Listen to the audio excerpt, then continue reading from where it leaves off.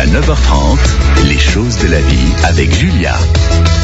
Et ce matin, je suis en compagnie de Pascal Triorel, éducateur canin dans le Calvados. Bonjour Pascal. Bonjour et bonjour aux animaux, aux éditeurs, tout le monde.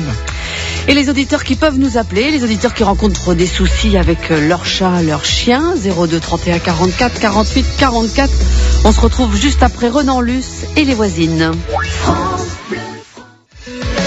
Jusqu'à 9h30, les choses de la vie avec Julia. Et une émission pour vos chats, vos chiens avec Pascal Triorel, éducateur canin dans le Calvados. Tout est prêt, Pascal? Tout est prêt, Julia. Aux auditrices notamment. On va commencer avec Thérèse qui nous appelle de Ouistreham. Thérèse, bonjour. Oui. Bonjour Julia, bonjour Pascal. Voilà, je vous appelle parce que j'ai une petite chatte de 7 ans qui a toujours été extrêmement propre puisqu'elle est à l'empoil. Quand elle a envie de vomir, elle arrive même à aller dans la litière. Et depuis quelque temps, quand des personnes viennent qui ont un animal, sans l'amener chez nous, eh bien, mademoiselle va poser sa crotte au coin de la porte. Voilà. Alors, Pascal. C'est une décoration. Oui, Julia, ça c'est des choses qui peuvent arriver. Alors ça c'est uniquement quand on a un animal, c'est ça? Elle sent l'odeur de l'animal? Oui, c'est ça. Oui, d'accord. Mais c'est surtout aussi, des fois, pour faire son intéressant, le chat était capable de le faire. C'est-à-dire que tout le monde a remarqué qu'il y avait une crotte. Surtout, ne nettoyez pas, ne nettoyez pas devant elle. Vous enlevez la crotte rapidement, mais il n'y a pas besoin de punir. Dans ces cas-là, ça n'a aucun intérêt. Ce qu'il faut, c'est trouver quelque chose... c'est Pascal. Oui. Oui.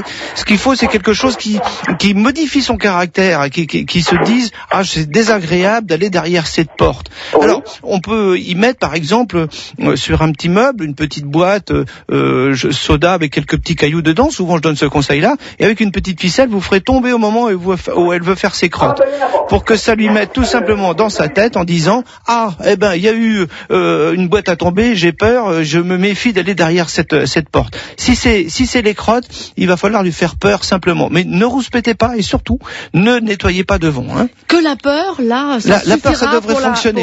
Pour la calmer. Ça devrait fonctionner. Et quand elle revient vers vous, si elle a peur, si elle revient vers vous, Thérèse, caressez-la. Effectivement, on va engendrer un petit stress parce que le chat qui a peur et qui vient vers vous, on le caresse.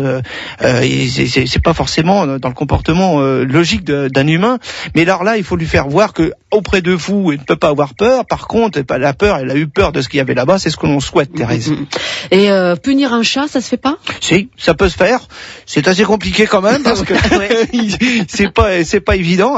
On peut punir un chat, mais il faut faire attention à l'agression parce que le chat, il faut bien déceler après quand il vous fait le dos rond, la queue qui gonfle, etc. Oui, alors on peut lui faire voir qu'on est mécontent. Ouais. On fait vraiment les gros yeux, mais vous restez à 1m50 du chat quand même parce que eux, ils vont très très vite dans leur caractère en disant qu'est-ce que c'est que ce visage qui a changé, qui me montre de l'agressivité. Donc c'est pas comme un chien où le chien va pouvoir grogner et vous avertir attention, je vais peut-être te grogner dessus, mordre, etc.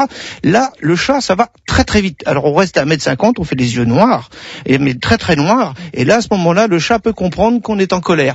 Et surtout, ne le laissez pas venir vous pétrir les jambes après, parce que souvent les gens disent oui, mais après le chat il vient et puis il pétrit mes jambes. Parce que là, vous allez sentir les griffes qui vont aller dans les cuisses, et là ça va vous faire mal. Donc on lui fait peur au chat qui fait ses besoins devant la porte, et puis le coup de la canette, alors apparemment c'est efficace votre truc. Oui, c'est efficace, ça fonctionne bien. Voilà pour vous Thérèse, à Ouistreham. Nous allons maintenant dans le bocage, à Villers-Bocage précisément, chez André. Bonjour André. Bonjour. Baissez votre poste de radio s'il vous plaît André. Excusez-moi. Voilà, ça y est. Bonjour tout le monde. Bonjour, bienvenue. Vous êtes en direct sur l'antenne. On vous écoute. Je viens pour mes amis qui ont peur de vous téléphoner, des fidèles auditeurs du matin. Ce serait pour une chienne de 5 ans. Elle n'a jamais pu la faire propre le matin. Tous les matins quand elle vient, elle ressort le soir et puis le matin, il y a toujours un pipi ou toujours pareil, une crotte. Et il n'y a pas possibilité. Je pense quand elle fait mal, elle s'en va dans un coin, elle sait qu'elle fait mal quand même. Ils peuvent pas la corriger. Alors ça, c'est assez fréquent quand même, Pascal, dans les appels des auditeurs, on vous appelle souvent pour la propreté de l'animal. Comment se fait-il qu'au bout de 5 ans, un animal, il soit pas propre? Oui, alors il a peut-être été propre, Julia, mais il est vrai que, on peut prendre de l'âge, au lieu de se lever à 7h du matin, on va se lever à 8h, et pourquoi pas 8h30. Donc ce qui fait que quand on la sort à 22h le soir, ça fait plus long. Le chien a un comportement qui, lui, peut être un peu régulier. Vous avez des chiens qui mangent à telle heure. Moi, j'ai des clients qui me disent, mais mon chien, il fait caca caca à telle heure de l'après-midi. Donc il est réglé. Ouais, il est réglé. Alors, c'est assez marrant, hein, mais c'est une réalité, hein. Alors là, il faut faire deux choses. D'abord, 2 repas par jour, c'est un matin et un soir. Si possible, le faire à 18h le soir, parce qu'on va pouvoir enlever l'eau sur les coups des 21h et sortir son chien vers les 22h30, de façon à lui vider complètement la vessie. Et comme il n'y a plus d'eau du tout à disposition à la maison, ça va bien. Alors, je le donne ça comme conseil quand c'est pas des chiots de moins de 4 mois et quand c'est pas des chiens âgés. Quand c'est des chiens âgés, on laisse l'eau, bien évidemment, hein. Mais là, c'est pas un chien très âgé, donc il y a tout lieu de dire, on enlève tout simplement l'eau. On met 2 repas par jour, et surtout quand on le sort le soir, le chien, faut faire comme moi, je le sors vraiment, c'est-à-dire que je vais avec mon chien à l'extérieur de ma propriété pour pouvoir lui faire pipi et caca. Je me contente pas d'ouvrir la porte et allez, va faire tes besoins dans le jardin. C'est vous qui allez dehors faire pipi caca? Pipi, pas caca. promis, que pipi, hein, sur la maison du voisin. Et donc ça c'est important. Le chien a besoin de voir. Il faut que vous alliez avec lui parce que vous avez des chiens arrivés à la tombée de la nuit qui prennent peur. Ils peuvent avoir pris peur 1 fois, 2 fois, il y a le chien d'à côté, le chat qui est nul, faut l'accompagner, faut aller avec lui et là s'assurer qu'il fasse bien et ses caca et ses pipis et comme ça, tout est fait, tout est bien, la nuit on dort. Et puis dans la journée, j'imagine que bon, un animal qui reste tout seul beaucoup d'heures dans la maison, eh bien, oui. Voilà. Oui, alors c'est vrai que si c'est des chiots de moins de 7-8 mois, ils ne peuvent pas rester 8 heures ou 10 heures sans faire pipi, on arrive, il y a des dégâts, hein. Mais la nuit, il y a une activité moindre quand même pour le chien, pas pour le chat, mais pour le chien. Alors là, son activité, forcément, il fait moins pipi. Mais là, je crois qu'André, il va falloir tout simplement dire à vos amis, si j'ai bien compris, d'enlever la gamelle, le dos, et de lui donner que 2 repas par jour. Voilà, le dîner, c'est 18h, et la flotte, on enlève tout à 21h. Oui. Et l'apéro, on donne pas l'apéro. On est d'accord. Ok, Pascal. Voilà pour vous, André, à Villers-Bocage. On se retrouve dans un tout petit instant sur France Bleu. France Bleu. Jusqu'à 9h30, les choses de la vie avec Julia. Et je suis en compagnie de Pascal Cruorel, éducateur canin dans le Calvados. Pascal répond à vos questions concernant vos chats, vos chiens. 02 31 44 48 44. Pascal, je propose d'accueillir Yveline qui est à Sourdeval. Yveline, bonjour. Bonjour. Bienvenue à vous, Pascal vous écoute. Oui, j'ai un petit problème avec mon berger allemand suisse. Elle m'ouvre les portes et elle m'escape mes portes en fait. Alors j'aurais voulu savoir que faire pour l'empêcher d'ouvrir les portes. Parce qu'étant donné que je vais avoir un changement de porte, là je vais avoir des portes en PVC, donc c'est un peu embêtant. Alors, Pascal, expliquez-moi, berger allemand ou suisse? Elle a dit berger allemand suisse. C'est pas souvent que j'entends ça, mais c'est bien.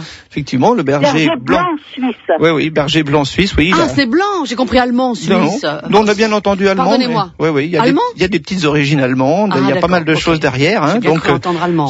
C'est à peu près la même forme, Julia, qu'un berger allemand, mais il est tout blanc. Hein, et donc, il a un comportement un petit peu différent, mais bon, voilà, c'est souvent des chiens aboyeurs, hein, entre autres. Hein.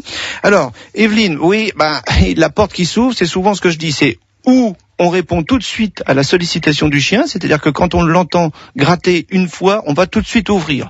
Ou on n'ouvre jamais, mais il faut prendre la décision. Si on n'ouvre jamais, le chien, il va pas demander à gratter, il va rien faire de spécial.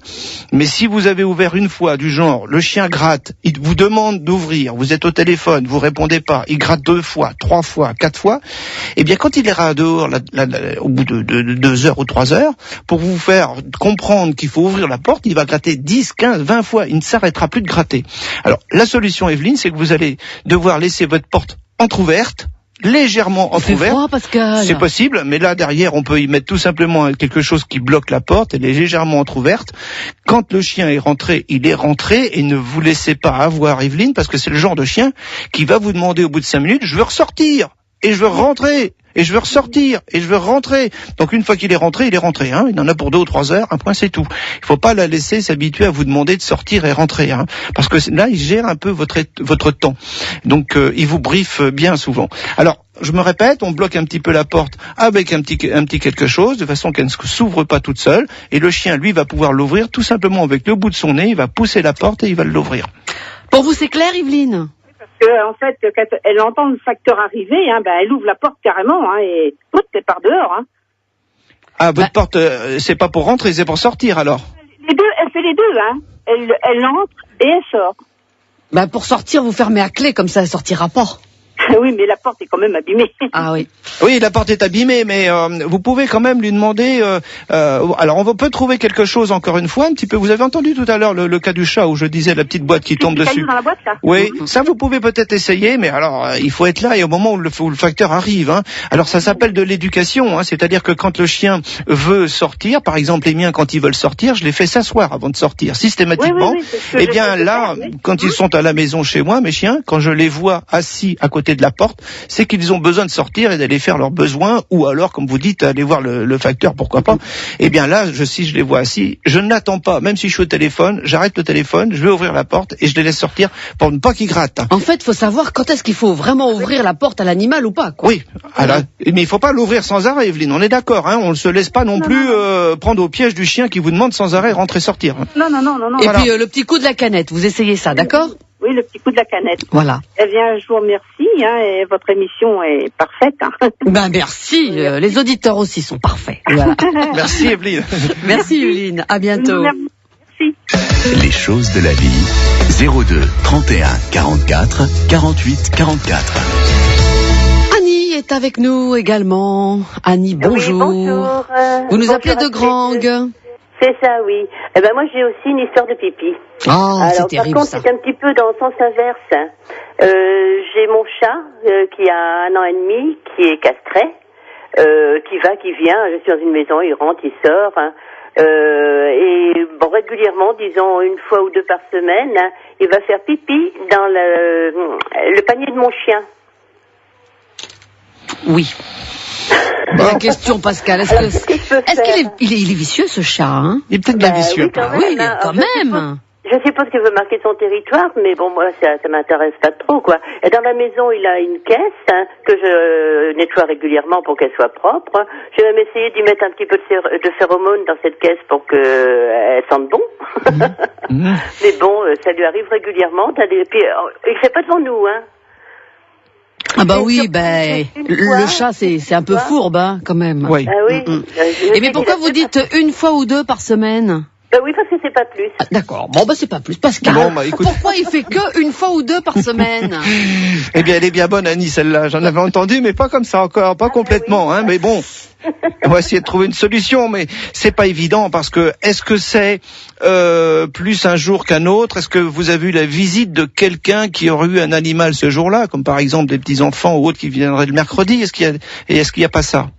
Ben non, même pas. Il n'y a pas vraiment de rapport. Hein. J'ai pas vraiment remarqué, mais non, je pense pas qu'il y a pas de rapport. Non. Non, c'est pas forcément tous les vendredis, tous les samedis ou tout. C'est complètement. Ça va être compliqué que je vous. Alors là, je ne sais pas comment je vais vous me donner une bonne colle. Il va falloir des heures de réflexion pour ça. Je ne sais pas. Je sais pas quoi vous dire parce que c'est pas le coussin parce qu'il le ferait en permanence. C'est pas forcément l'odeur du chien non plus. La visite des gens non plus. Je vais avoir. Il peut-être marquer son territoire, mais bon, pourquoi seulement 1 fois de temps en temps, quoi? Oui, si c'est 1 fois par semaine, oui, c'est ça le problème. C'est pas 1 fois tous les 3 semaines, c'est 1 fois par semaine, donc c'est compliqué. Grosso modo, hein, je peux pas vous dire. Ouais. Essayez de voir quand même si toutefois il n'y a pas justement le chien ne va pas jouer avec le chien du voisin ou c'est une chienne et que le chat voudrait une distance avec le chien du voisin. Essayez quand même de bien observer quel jour ça se passe. Si votre chien a joué avec un enfant, vous voyez ce que je veux dire? Il y a forcément un rapport avec la vie certainement du chien plutôt que celle du chat. Et sinon, Pascal, Annie nous disait qu'elle mettait des phéromones dans la litière du chat. Ça, c'est bien, c'est pas bien? Non, ça n'a pas trop d'intérêt. Hein, ça n'a pas d'intérêt du tout. C'est pas fait pour ça. Hein. Vous pouvez éventuellement mettre ce qu'on appelle des attires pour attirer le chat, tels que de l'herbe à chat bien hachée, etc., et qu'on met un petit peu partout pour attirer le chat dans une nouvelle litière. Hein.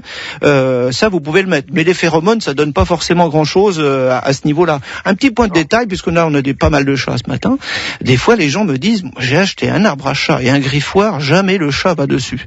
Il existe des petits produits qui sont faits à base d'herbes spécifiques pour le chat et qui les excitent. Ah. Non, mais Julia, qui les excite pour venir gratter. Vous énervez pas. Oh, je m'énerve pas. D'accord. Ah, qu'il est méchant, là.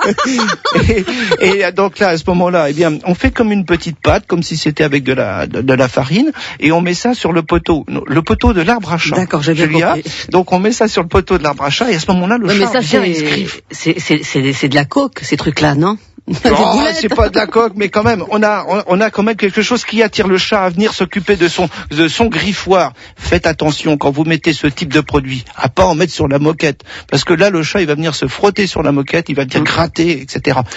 Bon, on dérape un peu, mais Annie, je crois qu'Annie doit mener l'enquête à peu près. Ah ouais, c'est ce que je vais faire, mais par contre, j'ai pas du tout de problème avec l'herbe à chat. Il va dessus. D'accord, c'est bien. La ficelle, elle est vraiment dans un état pitoyable, il faut même que je le change. Ça se change, Annie, hein, on peut changer que le poteau, ok?